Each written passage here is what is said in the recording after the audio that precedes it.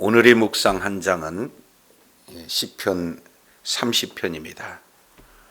오늘 본문의 말씀을 통해서 하나님을 만나고 은혜의 보좌 앞에 담대히 나가 때를 따라 돕는 은혜가 있기를 원합니다. 시편 30편 1절로 12절 내용을 통해서 보면은 찬송으로 시작해서 찬송으로 마치는 전형적인 찬양시가 되겠습니다. 1번 1절 내용을 통해서 보면은 내가 주를 높인다, 찬양한다는 거죠. 주를 높인다, 찬양한다 라는 것으로 시작을 해서 마지막 12절 내용을 통해서 보면은 내가 주님께 영원히 감사하겠습니다 하고 찬양을 지금 말씀을 하고 있어요.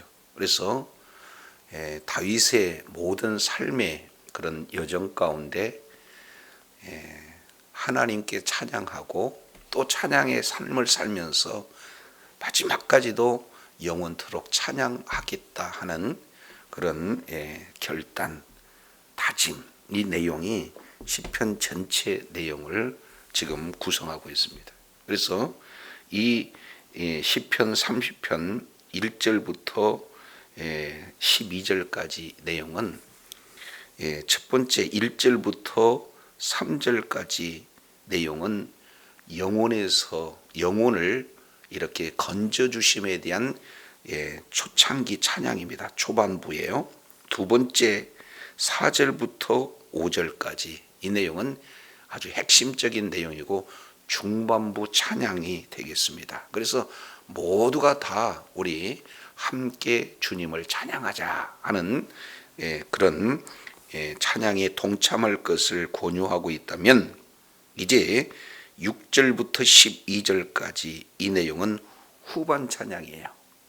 그래서 이제 자기 자신을 슬픔에서 변해가지고 춤이 되게 하신 하나님을 찬양하다 하자, 이렇게 해서 초반부 찬양, 중반부 찬양, 그리고 마지막 후반부 찬양 해서 찬양 전체의 내용으로 기록이 되고 있습니다. 특히 30편 1절 내용을 보면은 첫 단어가 뭘로 시작이 되고 있습니까?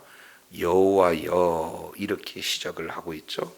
그래서 짧은 12절 가운데 여호와여라고 지금 신명, 호칭이 이렇게 진행이 되고 있는데 무려 10번이나 기록되고 있습니다. 그 뒤에 내가 주를 높입니다, 이렇게 하는 주 아도나이라고 하는 이 내용은 무려 13번에 걸쳐서 말씀하고 있습니다. 그리고 그 뒤에 2절 내용을 보면은 여호와, 그 다음에 내 하나님이여 라고 시작하고 있는 내 하나님이 12절 여호와 나의 하나님이여 라고 마쳐요. 그래서 그 찬송 부를 하나님은 다른 하나님이 아니라 나의 하나님이 되십니다 하고, 이렇게 내 하나님으로 시작해서 내 하나님으로 마무리가 되어지는 두 번에 걸쳐서 이렇게 말씀하고 있어요. 그만큼 하나님과의 친밀한 관계 속에서 하나님을 찬양하고 또 찬양하며 찬양하겠노라고 다짐하는 내용이 시편 30편 내용이 되겠죠. 그래서 1절 우리가 조금 더 살펴보면 내가 주를 높입니다. 다른 말로 내가 주를 찬양합니다. 왜냐하면 주께서 찬양하는 이유가 주께서 나를 뭐 했기 때문에 그렇습니까? 끌어냈기 때문에 그렇습니다. 이렇게 표현했어요. 그래서 끌어내다라는 이 나는 달라라는 단어를 써요.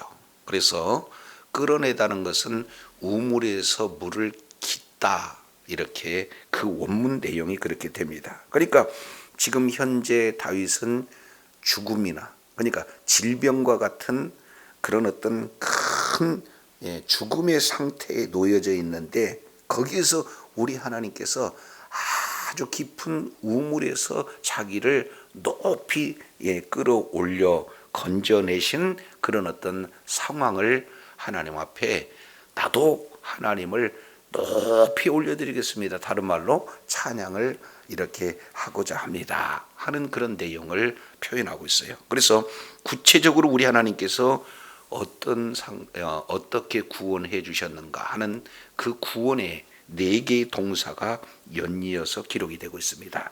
자, 그래서 30편 1절 내용을 통해서 보면은 내가 주님을 높입니다. 찬양할 수밖에 없는 이유는 첫 번째, 하나님께서 나를 끌어올려 주셨기 때문입니다. 나를 건지신 하나님이시기 때문에 내가 찬양합니다. 이렇게 말씀하고 있어요. 왜 그러냐면 그 뒤에 내용을 보니까 내 대적, 내 원수로 하여금 나로 말미암아 기뻐하지 못하게 하심이라. 그러니까 원수에 의해서 죽음 직경까지 지금 처해진 현실을 이렇게 잘 설명을 하고 있습니다.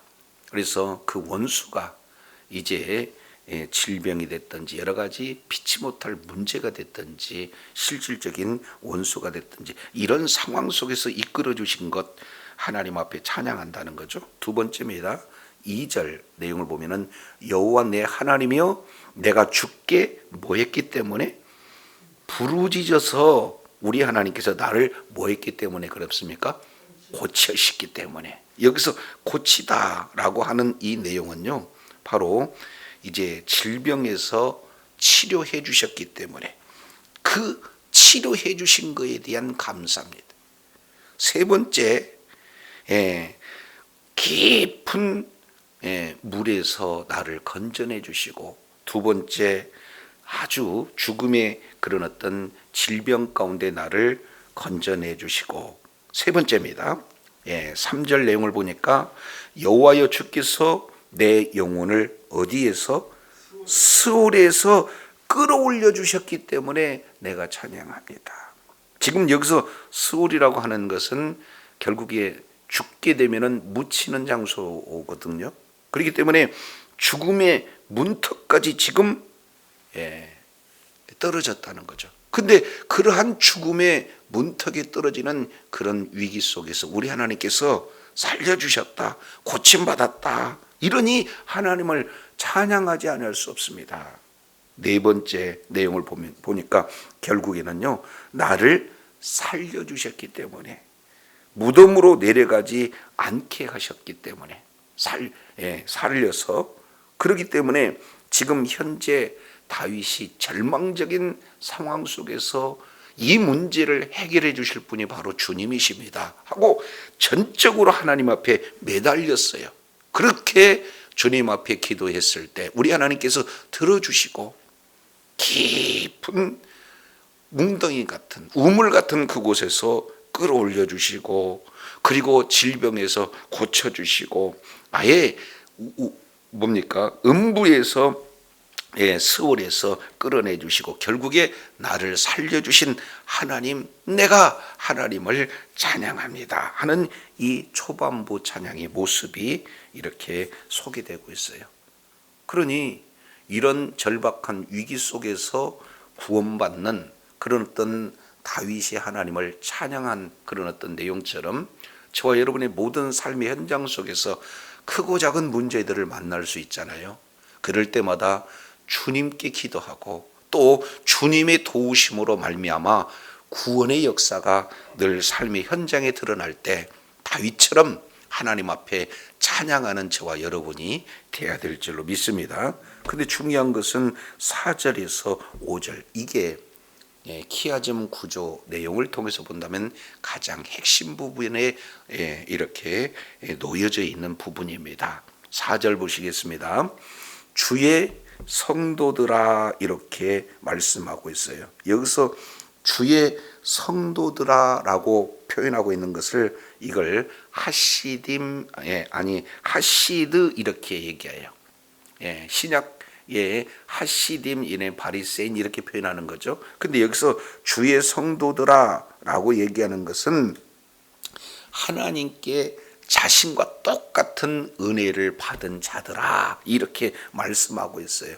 나만 이런 하나님의 은혜를 받은 것이 아니라 나와 동일하게 하나님의 전적인 은혜를 받은 성도들아, 신약으로 보면은 교회를 말씀하고 있어요. 그래서 모두가 한 사람 한 사람이 하나님의 은혜를 만났고 입었고, 그 하나님의 은혜 가운데 거하는 모든 자들이 하나가 되어서 여호와를 뭐 하자는 겁니까? 찬송하자, 이렇게 표현하고 있습니다. 자, 그래서 1절에 하나님을 찬양한다, 찬송한다는 것은 높여드리다는 의미가 있지만 4절에서 여호와를 찬송한다 하는 이 내용은 모든 악기를 동원해서 하나님을 찬양하자는 거예요. 그래서 한 사람 두 사람 또 더 많은 사람들이 모여서 가지고 있는 악기를 동원해서 마음껏 은혜 주신 하나님, 구원해 주신 하나님을 찬양하자라고 지금 그 찬양에 동참할 것을 권유하고 있어요. 그 아름다운 거룩한 이름을 감사하십시다 하고 지금 독려하고 있는 내용들을 보게 돼요. 왜 그러하냐면 하나님께 왜 감사합니다라고 찬양할 수밖에 없는 그 이유를 5절에 기록하고 있습니다. 자, 5절 보세요. 그의 노염은 잠깐이다. 그러나 그의 은총은 뭐가 된다? 평생이다. 여기서 잠깐이다라고 하는 것은 찰나적 시간이에요. 아주 잠깐 우리 하나님께서 노했어요. 자, 그리고 그럼에도 불구하고 하나님의 은총은 영원하다는 거예요. 이래서 잠깐과 영원이라는 시간을 지금 대비를 시키고 있는 그런 어떤 내용이 되어집니다. 자, 그러면은 지금 시편 기자 다윗을 포함해서 주께 은혜 받은 그런 자들이 하나님께서 베풀어 주신 은혜를 망각하고 하나님과 멀어졌다는 거죠. 그러니까 하나님께서 노했어요.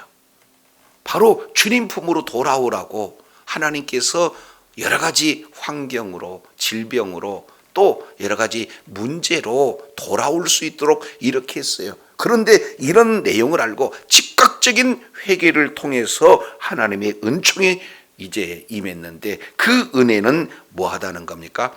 영원하다는 거예요. 다시 한번 또 반복합니다. 5절 하반절 내용을 보니까 저녁에는 울음이 깃들어요.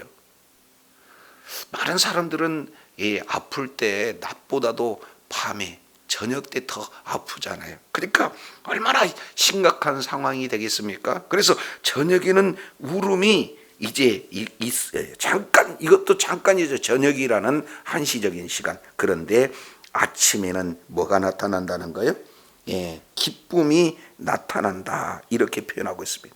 그러니까 이제 죄악의 상태와 그리고 회개를 통해서 은혜의 상태를 계속 교차적으로 대비하면서 지금 표현하고 있는 내용인데, 어려움은 잠깐이지만 하나님 앞에 부르짖고 회개하고 주님께 매달렸을 때 하나님의 은혜는 영원하다라는 사실을 두 번씩 이렇게 반복하고 있는 것을 보게 됩니다. 자, 그래서요, 이제 세 번째 후반부 찬양이 6절부터 이렇게 진행이 되는데, 그러면 왜 이런 인생에 큰 어려움이 왔는가? 본질적인 문제를 말씀을 하고 있죠. 6절 보겠습니다. 내가 뭐 할 때? 형통할 때. 형통은 축복이에요. 그런데 형통할 때 내 자세가 어떤 상황이냐에 따라서 형통 그 자체가 저주가 되는 환경이 되어질 수도 있다는 거죠. 지금 시편 기자 다윗은 내가 형통할 때 그 중심에 어떤 마음을 가졌는가, 이렇게 표현하고 있죠. 내가 형통할 때 말하기를 영원히 흔들리지 아니하도다 하고 자기 생각에 교만한 그런 생각을 가졌다는 거예요. 자, 그 내용이 뒤에 보겠습니다. 7절 여호와여 주의 은혜로 나를 산같이 굳게 세우셨더니, 그러니까 이 마음의 모든 삶의 현장 속에서 이제 영원히 요동하지 아니하리라. 이렇게 하는 이 내용이 결국에 하나님께서 은혜 베풀어 주심으로 말미암아 산처럼 요동하지 않는 상태. 근데 그 앞에다가 뭐라고 표현했습니까? 내 산을 굳게 세웠다. 이렇게 지금 말씀하고 있습니다. 그러니까 자기가 잘해서, 자기가 노력해서, 자기가 똑똑하니까, 자기가 타이밍을 잘 잡았기 때문에 이런 엄청난 성공, 승리의 그런 어떤 환경이 되어졌다라고 자화자찬하고 있는 그런 어떤 모습이에요. 하나님이 베풀어 주신 은혜를 망각하고 하나님이 베풀어 주셨다는 것이 아니라 내가 이렇게 진행을 했다 하고 지금 이렇게 표현하고 있습니다. 모든 것이 자신의 노력의 결과다. 그러니까 결국 형통이라는 이 내용은 큰 영적 위기의 하나의 순간이 되어지는 그런 모습으로 전락돼 버린 거예요. 자, 그랬는데, 자, 이제는 나는 이제 산처럼 움직이지 요동하지 않는 그런 엄청난 이런 축복자다, 형통한 자다, 이렇게 생각하고 있는데 갑자기 7절 하반절 내용을 보니까 주님의 얼굴을 싹 가려버리니까 내가 뭐 하게 됐다는 거예요? 근심이 됐다는 거예요. 여기서 주님의 얼굴이라는 것은 주님의 은혜의 또 다른 표현이죠. 하나님께서 나에게 베풀어 주신 그 호의, 그 은혜를 돌이켜버리니까 즉각적으로 근심한 환경이 나타난다는 거예요. 여기서 근심이라는 것은 중병을 알았다는 거죠. 지금 본문 내용을 통해서 보니까 죽음의 직전까지 갔다는 거 아니겠습니까? 그니 하나님께서 베풀어 주신 은혜를 우리가 지속적으로 주님의 은혜 가운데 거하는 것은 겸손한 그런 어떤 모습이 되어야 돼요. 그런데 좋은 환경 주시면 좋은 환경 주신 하나님의 은혜에 감사하고 더욱더 주님 앞에 이제 영광을 돌려야 되는데도 불구하고 우리는 약하잖아요. 그렇기 때문에 마치 하나님의 은혜가 아닌 내 노력의 산물로 치부하는 그런 어리석음이 나타나고 그로 말미암아 근심의 환경이 이렇게 나타나게 되어진다는 거예요. 저와 여러분, 하나님이 베풀어 주신 은혜 망각하지 않고 끝까지 주님 앞에 겸손하며 하나님께 영광 돌리는 그런 복된 자리에 있어야 될 줄로 믿습니다. 자, 그래서 8절 이제 근심의 환경이 나타나니까 비로소 하나님 앞에 간절히 기도하는 시편 기자의 모습을 보게 됩니다. 여호와여, 내가 주께 뭐 했다는 거예요? 부르짖고 여호와께 간구했습니다. 이렇게 말씀하고 죽을 상황이 되어지니까 이렇게 간절히 하나님 앞에 기도했더니 그 기도한 것에 대한 응답이 9절에 세 단계로 표현하고 있습니다. 내가 어디에 내려갈 때, 무덤에 내려갈 때, 지금 상당히 심각한 상황이에요. 그래서 무덤에 내려갈 때 나의 피가 무슨 유익이 있고, 그리고 또 나의 진토가 어떻게 주를 찬송하며 주의 진리를 선포하겠습니까? 하고 하나님 앞에 지금 회개하며 기도하고 있는 그런 어떤 모습을 이렇게 보게 됩니다. 그래서 이것도 순서예요. 첫 번째, 나의 피가 무슨 유익이 되겠습니까? 여기서 피라는 내용이 무엇으로 연결되는가? 무덤에 내려갈 때 처음에는 피를 흘린다는 거죠. 그리고 그 피를 흘림으로 말미암아 무덤에 들어간다는 거죠. 무덤에 들어간 이후에는 뭘로 바뀐다는 겁니까? 진토가 되어진다는 거예요.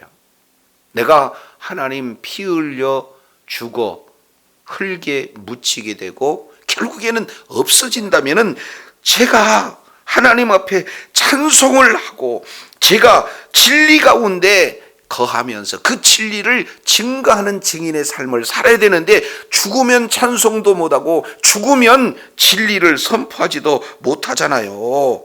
이렇게 하나님 앞에 지금 통곡하고 회개하는 부르짖는 기도를 이렇게 드렸다는 거죠. 그래서 8절 9절 나타나는 간절한 기도의 내용으로 우리 하나님 앞에 본격적으로 이렇게 기도하는 내용들이, 자 10절 보겠습니다. 10절 여호와여 그러니 1번 들어주세요. 여호와여 들어주세요. 2번 내게 은혜를 베풀어 주시옵소서. 3번 여호와의 나를 뭐하는 자가 되게 하소서. 10절 하반절 내용을 보니까 나를 돕는 자가 되소서. 이렇게 지금 구체적으로 간절히 우리 하나님 앞에 기도하고 있는 내용을 이렇게 살펴보게 되어집니다. 자, 그랬더니 이제 우리 하나님께서 응답이 어떻게 이루어졌습니까? 11절 보겠어요. 이게 찬송으로도 지금 소개되고 있잖아요. 주께서 나의 슬픔이 변하여 내게 뭐하게 되시고 춤이 되게 하시고, 여기서 슬픔이라는 것은 어떤 내용입니까? 절망의 절정입니다. 그러니까 여기서 슬픔이라고 하는 것은 아예 절망적인 슬픔입니다. 그런데 이 절망적인 슬픔을 조금 더 나가면은 어떻게 보냐면은 아예 장례식에서 이제 부를 수 있는 그 장례식의 상황의 슬픔이라는 게, 극도의 슬픔 상태에 내가 놓여 있는데, 그러면은 어떻게 됐습니까? 그 슬픔을 뭘로 바꿔주셨느냐? 기쁨으로 바꿔주셨다. 여기서 기쁨이 뭐냐? 뭡니까? 기쁨의 절정인 상태, 모든 상황이 완전히 이제 기쁨으로 되어졌다는 거예요. 이걸 다시 한번 쌍으로 강조하고 있습니다. 11절 하반절 내용을 통해서 보니까 나의 베옷을 벗기시고 기쁨의 띠로 이렇게 띄우셨다. 여기서 베옷이라는 것은 수의를 얘기하는 거고, 여기에 기쁨의 띠라는 것은 기쁨의 옷, 연회장의 옷, 축제의 옷으로 완전히 옷도 바뀌어주시겠다는 거예요. 여러분 끝까지 주님의 은혜를 강구하고 주님 앞에 나갈 때에 모든 삶이 슬픔이 변하여 기쁨에게 대하신 주님을 찬양하는 저와 여러분이 되어야 될 줄로 믿습니다. 그리고 주님 앞에 간절히 기도하고, 그리고 기도해서 우리 하나님께서 베풀어 주신 그 은혜에 감사하고 찬양하는 자리 있어야지. 시편 기자처럼 또 이런 은혜를 베풀어 주셨던지 내가 했습니다 라고 이렇게 진행한다면은 이건 또 다른 악순환으로 이렇게 되어진다는 거예요. 그래서 이 다윗 기자는 이렇게 하나님의 베푸신 은혜를 다시 한번 이렇게 입게 되었을 때 중심 가운데 결단이 12절입니다. 자, 이 12절 우리 다 같이 한번 읽습니다. 시작. 이는 잠잠하지 아니하고 내 영광으로 주를 찬송하게 하심이니 여호와 나의 하나님여 내가 주께 영원히 뭐 하시리라? 이제 더 이상 내가 한 게 아니에요. 내 노력이 아니에요. 하나님께서 은혜를 주시니까, 하나님께서 도와주시니까, 하나님께서 이렇게 높이 들려주시니까 이런 은혜 가운데 거한 거예요 라고 나는 영원히 하나님 앞에 찬양하겠습니다라는 그 결단을 이렇게 말하고 있는 것을 보게 됩니다. 이런 찬양을 1번 나는 잠잠하지 아니할 거예요. 2번 내 영광으로 주님을 계속 찬양할 것입니다. 여기서 내 영광이라는 것은 하나님의 은혜로 회복된 상태를 영광으로 표현하는 거예요. 그리고 내가 영원히 감사하겠습니다 하고 이제 그 찬송을 계속해서 드리겠다라고 지금 결단하고 다짐하고 있는 내용을 살펴보게 됩니다. 저도 여러분도 어떻게든지 주님의 은혜 가운데, 그 풍성한 은혜 가운데 놓여 있기를 원합니다. 그리고 동시에 그 은혜를 오늘 시편 기자가 고백했던 것처럼 그 영광을 주님 앞에 올려드려야지, 아니면 자기가 잘해서 자기의 노력의 그런 어떤 결실로 돌리는 어리석은 차례에 있는 것이 아니라 끝까지 내가 하나님의 은혜를 체험한 자로서 잠잠하지 않고 그 베푸신 은혜로 말미암아 주님께 찬송하고 그 감사함을 영원히 드리겠다는 그런 결단과 다짐으로 하나님과 늘 깊은 관계 속에서 허락하신 분복을 다 받아 누리는 저와 여러분이 되어야 될 줄로 믿습니다. 더 나아가서 주의 진리를 선포하는 그런 어떤 자리에 있어야 돼요. 주의 증인의 삶을 살 때에 우리 하나님께서 더 풍성한 은혜로 하나님의 놀라운 그런 분복을 누리게 하실 줄로 믿습니다. 이런 주의 사랑하는 축복의 자녀들, 능력의 자녀들이 되어 영원토록 주님을 찬양하는 저와 여러분이 되시기를 원합니다. 기도하겠습니다. 하나님 아버지, 오늘 또 시편 기자는 평생에 찬송으로 모든 삶의 시작이 되어지고 찬송의 삶을 살다가 결국에 마지막 결단이 영원토록 찬송하겠습니다 하는 찬송의 그런 어떤 시를 우리가 살펴보면서 하나님께서 베풀어 주신 은혜를 받은 것도 너무 귀하지만 하나님께서 베풀어 주신 은혜에 감사해서 교만하지 않고 어떻게든지 주어를 바꿔버리는 그런 어리석은 자리에 있지 않냐고 끝까지 주님을 높이며 찬양하는 그런 어떤 결단과 실제 찬양하는 삶을 통해서 더 은혜 베풀어 주신 안에 견고하게 이제 서서 하나님을 찬양할 뿐만 아니라 진리의 말씀을 선포하는, 그래서 주님께 더욱더 영광 돌리는 주의 사랑하는 자녀들 다 되게 역사하여 주옵소서. 우리 구주 예수님 이름으로 기도드립니다. 아멘.